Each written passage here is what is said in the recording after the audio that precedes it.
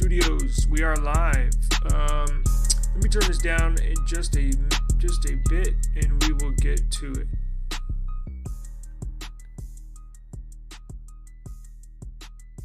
All right. So we got some Android news to get into today. Bear with me just for 1 second. Let me send a link out. I'm gonna do this every. Look, I don't know how often I'm gonna do the live streams. Probably theoretically I would like to do them every day, but I know that's probably not possible. Bear with me just for a second here.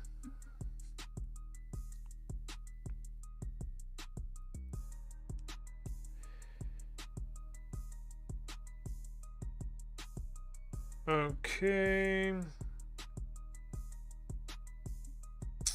Today we'll probably go live for probably about 30 minutes, but I would like to cap them at about 1 hour. Let's see. Today I'll probably go till 6 p.m.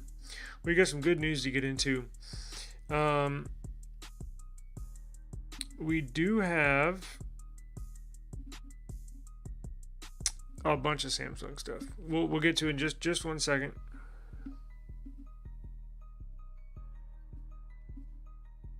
Just a second.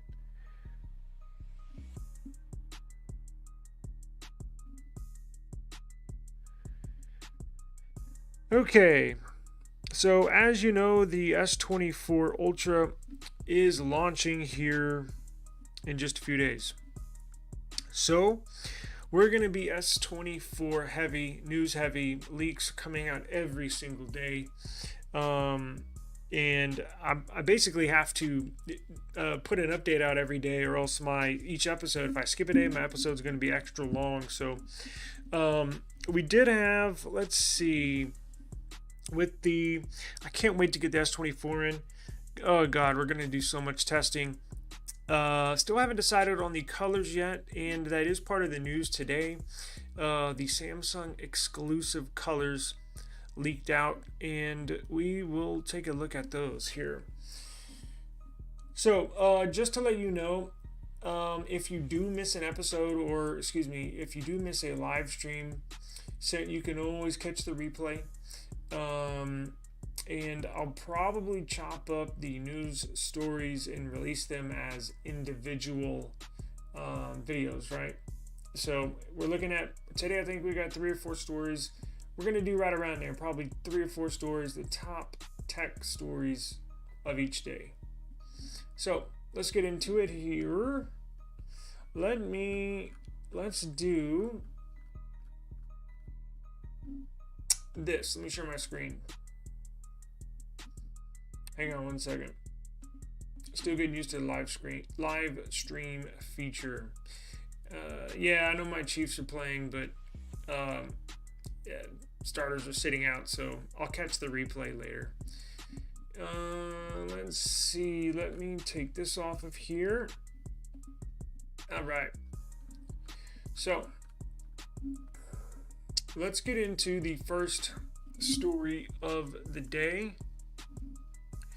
It is a big news story because we thought all along the Samsung S24 series, S24, S24 Plus, S24 Ultra, were going to come in 2 variants, right? They was going to have an Exynos variant for basically the rest of the world. The only variants that were going to receive the Snapdragon 8 Gen 3 CPU was going to be the United States and South Korea. As you know, South Korea is the home of Samsung.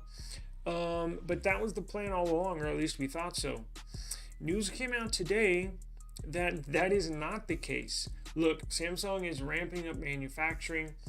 They launch it in 10 days, or announce it, the S24 series, in 10 days on January the 17th, and we'll do a special live stream just for that. But as they manufacture these, they probably started manufacturing these variants, meaning starting to make them, right? Putting them in the box, getting them ready to ship. They've probably started manufacturing, I would like to say, at the beginning of the month, possibly even late into December, maybe 2 or 3 weeks ago, but I would like to think somewhere within the last 1 to 2 weeks, I started manufacturing these.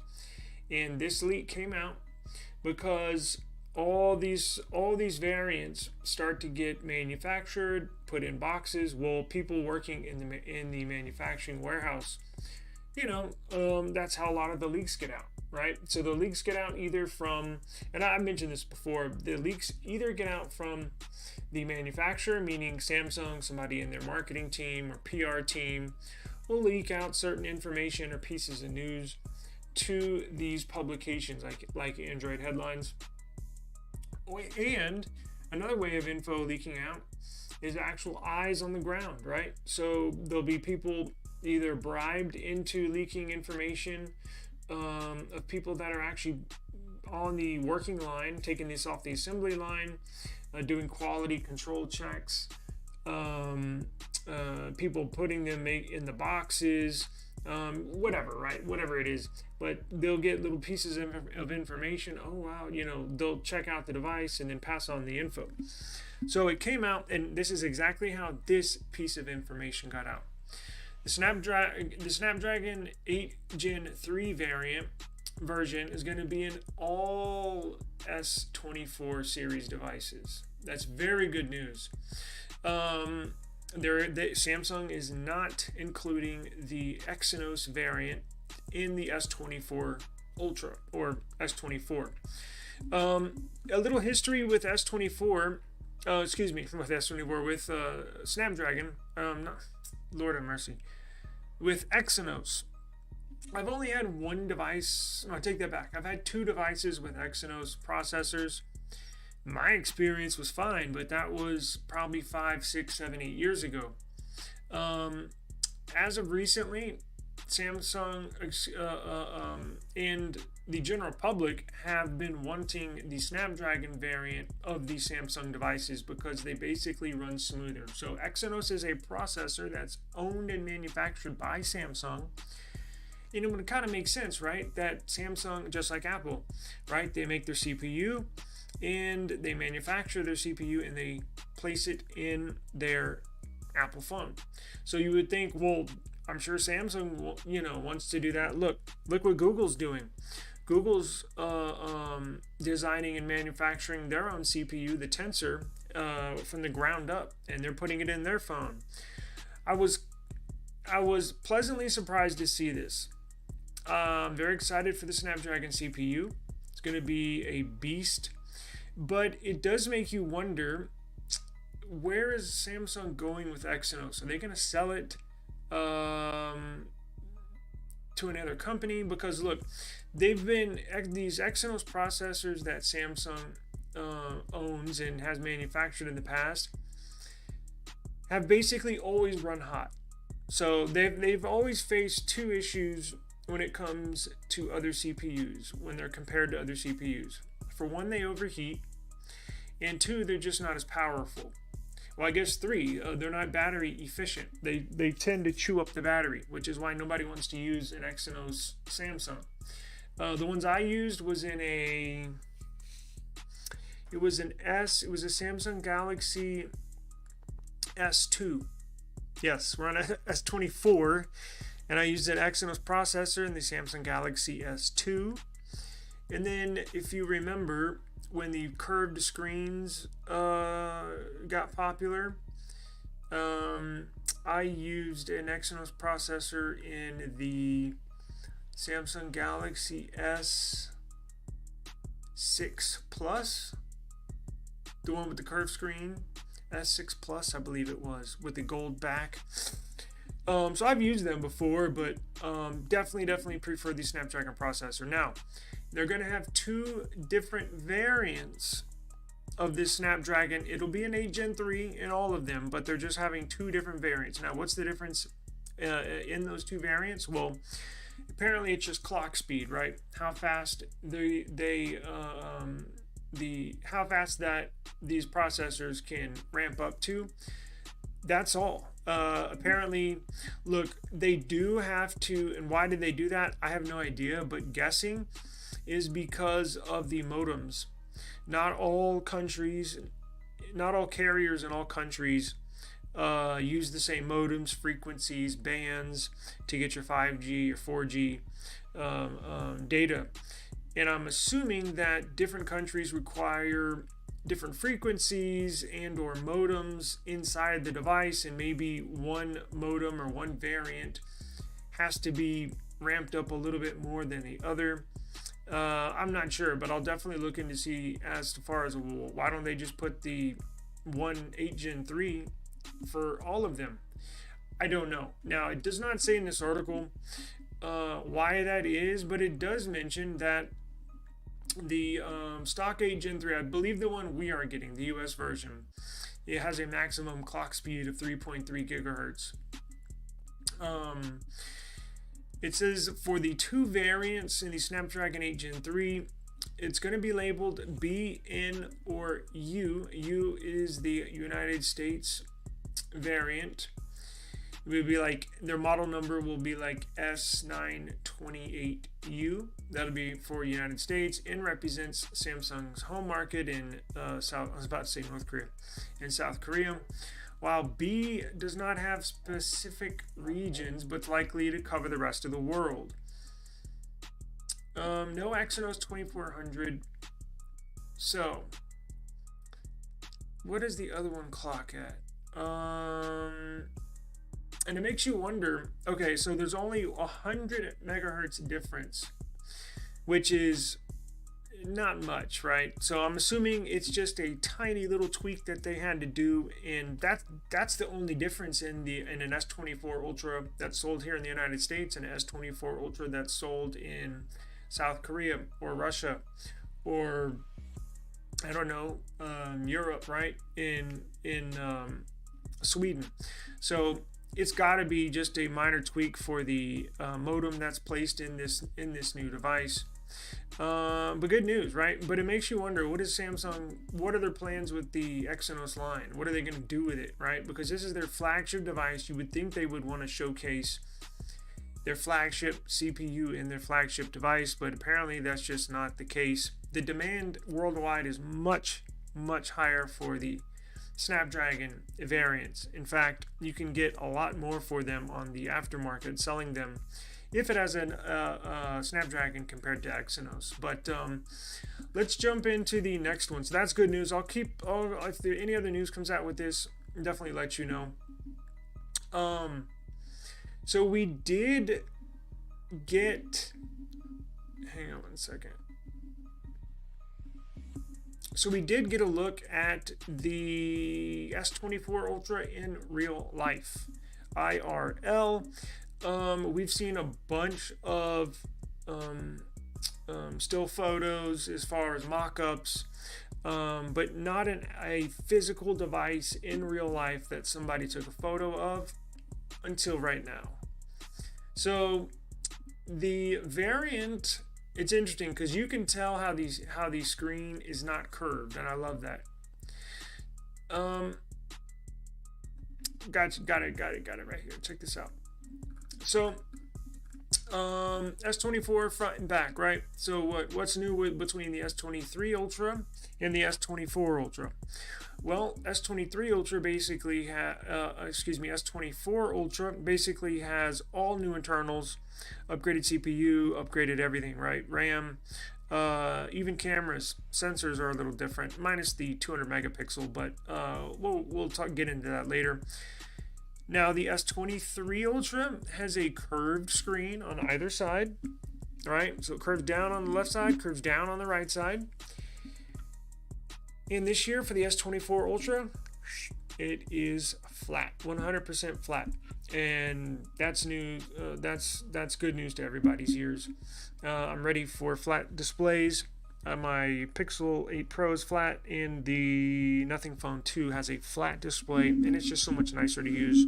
Curved displays were cool when they first came out, but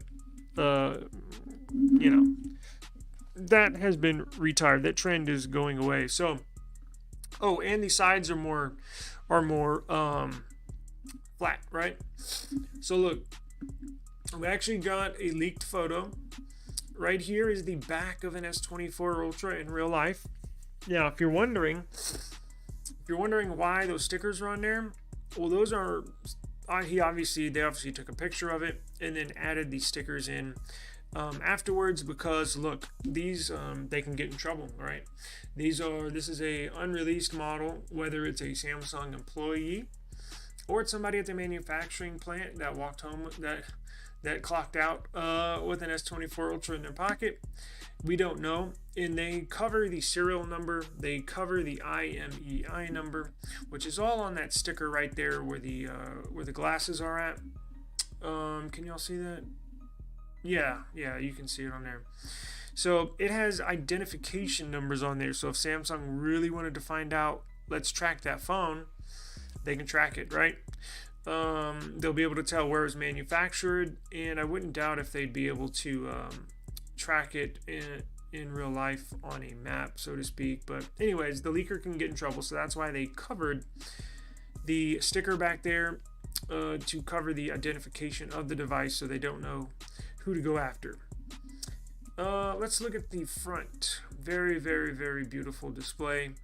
You know what's weird? I don't know why this guy, I'm assuming it's a guy, why this guy, or why people still use the home buttons on the bottom of the screen. You see that recent home and back button?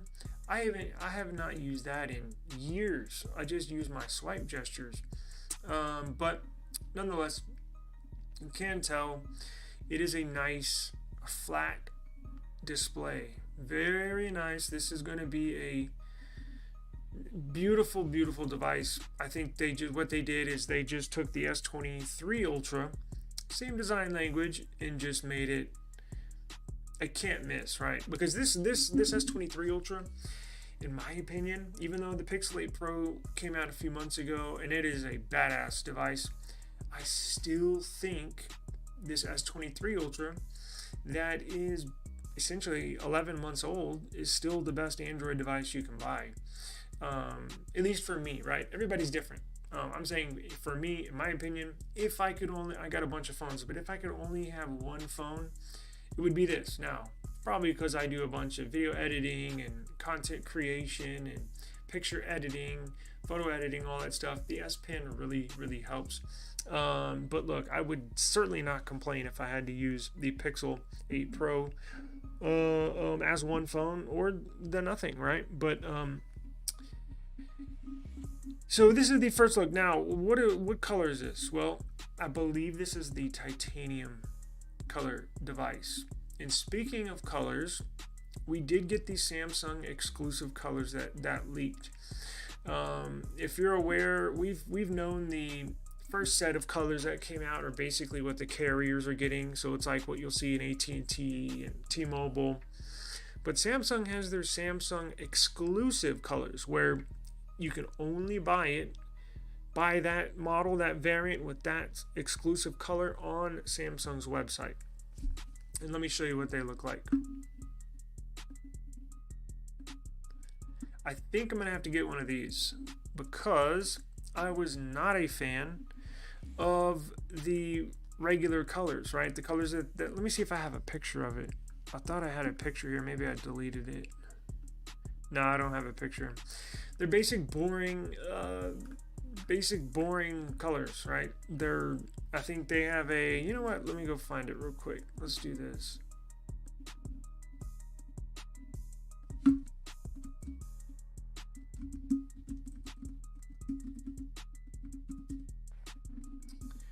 Where are the stock colors?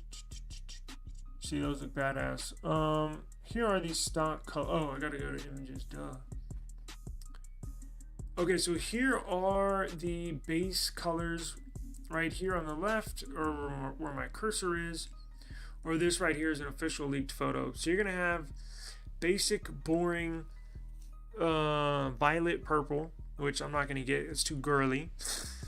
There's that titanium color, which I think that leaked photo in real life photo that we just examined, I believe it was this color, which is all right, but you know, it's bland. And then you have the traditional black color right here, and then you got like a yellow I've seen different tints of this. I've seen it look like a banana yellow, and then like a faded pastel color yellow, kind of like this up here. But none of them really jump out to me, right? So when this leaked, when this one leaked right here, when this photo leaked, I was like, oh yeah. So they're gonna have, you know, cool two really neat features with these colors, right? So this blue and cool blue down here, and this mint green color on the bottom right, that's actually gonna have a black border around the phone. So it'll have a black mid frame, which looks cool because it kind of reminds me of the Pixel what was it, Pixel 6? Wasn't it the Pixel 6, the seafoam colored that had a black border around it? Oh man, that looked badass. This one will look cool with the black border. And then I found out the one that I want, which is the orange one right up here, is gonna have the silver border. So I was hoping the I was hoping the orange one would have a black border all the way around, because that would look badass. But I believe I'm gonna get this one, orange one.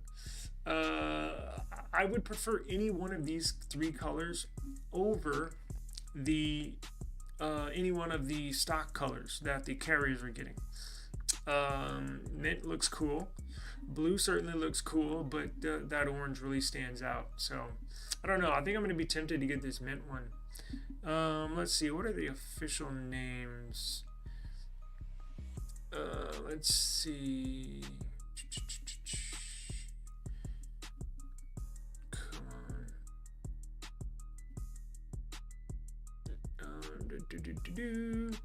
Who like the sky blue color for the Google Pixel 8? Is that the same color as my Pixel 8? No, that's a more of a faded blue, right? The Pixel 8 Pro right here is a more of a blue, right? So I don't think it's anything.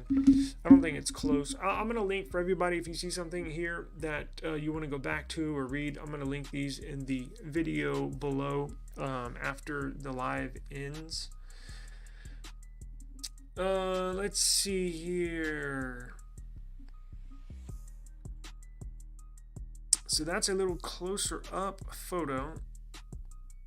As you can tell, it's got the black border around it. I don't know if I can go grab the other. I saw it in print that was going to be the case. Black border, and then the titanium or silver border around the sides. But man, those look good.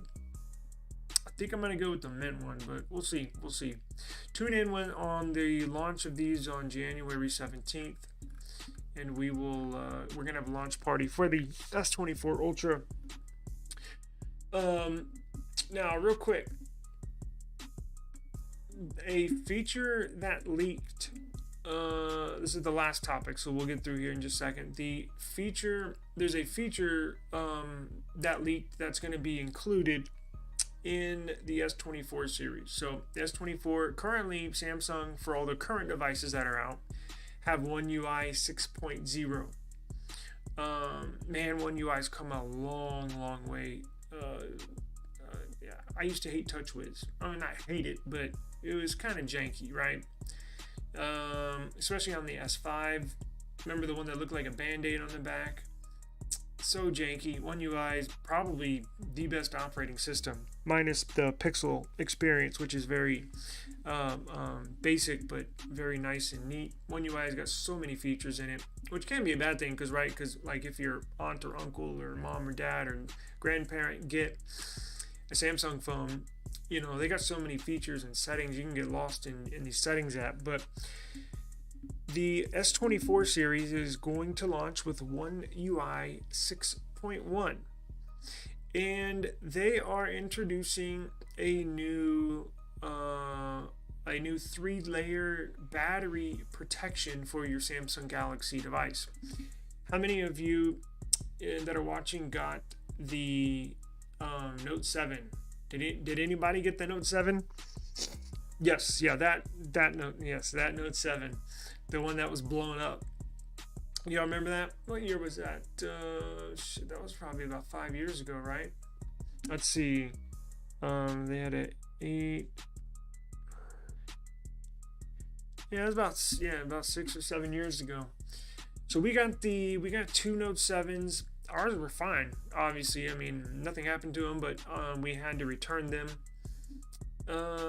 Yeah, and so in exchange, they gave us, I don't know, I don't know, but anyways, that's not the point. The point is they were blowing up. Well, why were they blowing up? The battery, just bad innovation, bad tech, right? The battery would overheat, the battery would expand, and then eventually the battery would explode. The device would explode and or catch on fire. And there was some unfortunate situations where people's cars got toasted, people's homes were burned. Didn't happen to hundreds of people. I think 13 total cases.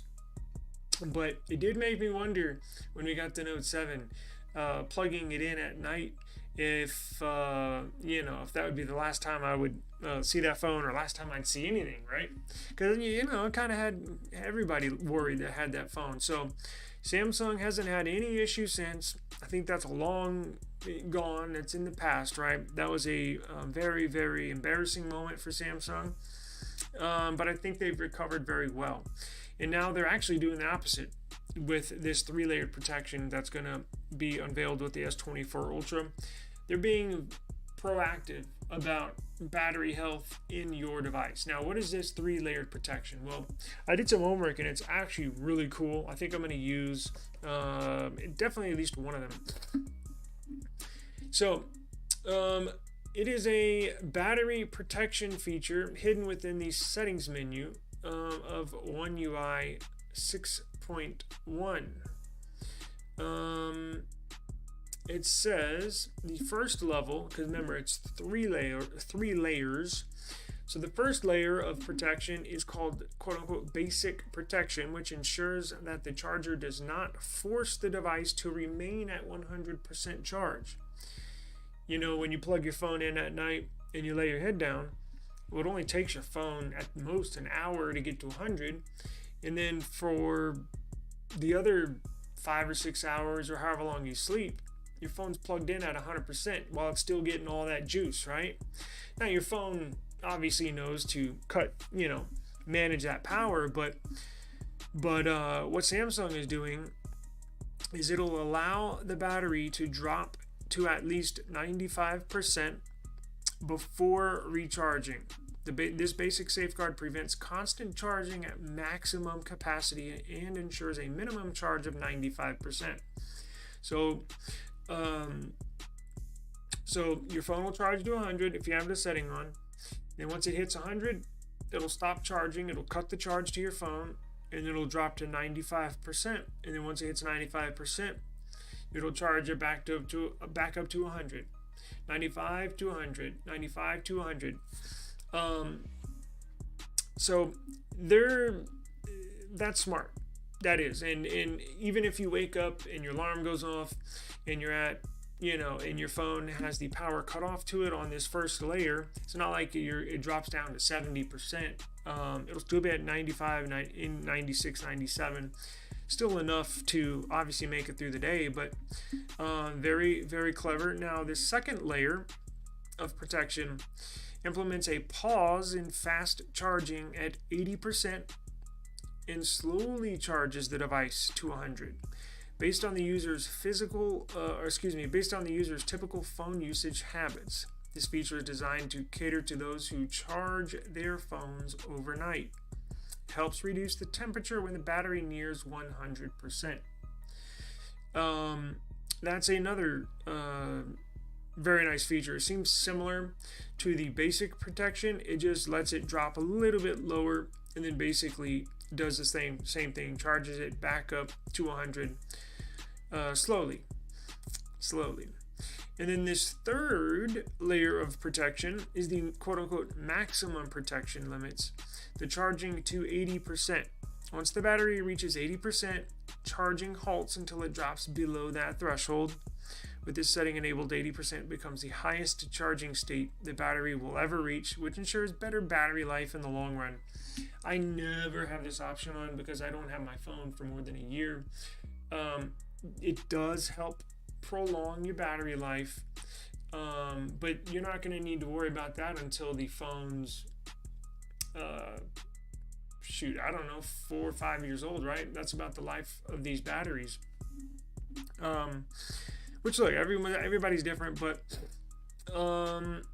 as you know, the Pixel is very good at smart charging, and every Android phone should have some sort of, at least one charging option, right? Adaptive charging, which you can find in the Pixel. And what that'll do, if your phone is at, I was just charging it, if your phone is at, mine was at 7%, and you plug it in with a fast charger, boy, it'll get to, not the fastest charging, but it'll get to, probably 80% within 30 or 40 minutes. But then when you get to 80, it takes another probably 30 or 40 minutes to get to 100. And they do that on purpose to try to not only prolong the battery life, as far as the lifespan of that battery and how many cycles, but it's also keeps the heat down. Remember, these things tend to get hot. You got a ton of power going to these batteries. So the as we mentioned with Samsung and their devices blowing up, they put some safeguards in there to protect not only the battery in the phone, but also you, the user, as well. So here is a screenshot of the different. Here is a screenshot. Damn, I didn't have this page on this whole time. I'm an idiot. Sorry about that. Here is a screenshot of the protections, right? You got your basic protection, you got your adaptive protection, and you got your maximum protection here in the screenshots of OneUI 6.1. What is this? Charging pause, protect battery, limits you to 85%. Huh. Very cool. Alrighty, I gotta run, but thank you for tuning in. Again, if you're joining late, you can always hit replay on this. And again, I'm gonna put, that was my bad on this last story. I didn't hit share page in it. Yeah, I'll make sure to do that next time. I'm gonna link all these articles to these stories in the description box below once I end this. But I plan on doing a live stream tech news. I would like to have tech news be a live stream, and then reviews, phone reviews, case reviews for my pre-recorded uploaded content. But I don't know how often I'm going to do live streams. I would love to do them every day. But life gets in the way sometimes, so I doubt that'll happen. But I don't know if I'm going to do it Monday through Friday, or if I'm going to do it Monday, Wednesday, Monday, Wednesday, Friday. But we'll figure it out. But I'm going to continually do live streams. And there's not a lot of people that live stream in the tech sector of YouTube. I don't know why, but I guess we'll start it here, right? So, and it'll predominantly be news based as far as what's going on in the tech world, and I'll probably do, as I mentioned, case reviews, and I don't know, we'll see, right? It could be whatever. I don't know. I haven't had anything set in stone. We're just kind of going with the flow, but we'll definitely do live streams, because that's another part that I think a cool feature that this tech sector is missing in YouTube. So I'll put a community post out, stick to a schedule. Again, I'll probably do the same thing tomorrow, and then I'll probably say the same thing tomorrow. So I think I'm going to try to do it daily. I don't have a set time. Probably going to be from 4 to 5 Central Standard Time.